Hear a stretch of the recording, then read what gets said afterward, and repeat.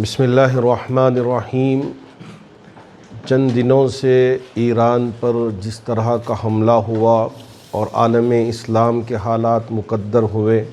اس پریشانی کو لے کر ہمارے شہر کے کچھ باوقار احباب تنظیمیں یہاں بیٹھ کر غور و فکر کیے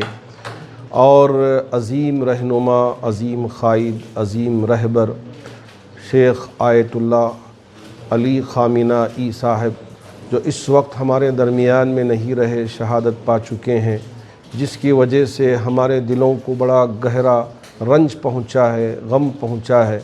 تو اس کی تعزیت کے لیے بھی ہم بیٹھے اور آپس میں ایک دوسرے سے گفتگو کیے اور اتحاد و اتفاق کے ساتھ مل کر جو بھی کیا جا سکتا ہے قانون کے دائرے میں رہ کر اسے کرنے کے سلسلے میں غور و فکر کیے ہیں۔ انشاءاللہ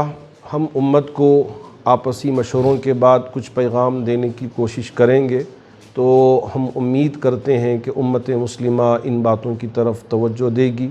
خصوصیت کے ساتھ رمضان کا مہینہ ہے، رمضان کا مہینہ دعا کا مہینہ ہے، تو اس وجہ سے میں تمام احباب سے، ہمارے ان تمام علماء کی طرف سے گزارش کرنا چاہوں گا کہ آپ اللہ کی بارگاہ میں دعا کریں۔ یہ جو ظالم ظلم کر رہا ہے، اللہ اس سے ظلم سے روک دے، اور جو مظلوم کٹ رہے ہیں اور شہید ہو رہے ہیں، اللہ ان کی شہادت کو قبول فرما لے اور اسلام کو سربلند فرمائے۔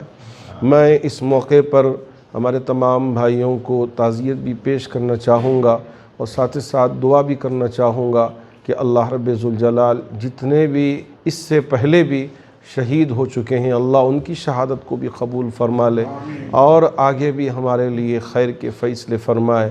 انشاءاللہ۔ اذا جاء نصر اللہ والفتح، اور اسی طرح انا فتحنا لک فتحا مبینا، نصر من اللہ فتح قریب کی طرح اللہ ہمیں بھی خوشخبریوں سے مالا مال فرما دے اور دشمنوں کو رسوا فرمائے اور ظالموں کو ذلیل و رسوا فرمائے۔ اللہ اس بات کی ہم سب کو توفیق عطا فرمائے۔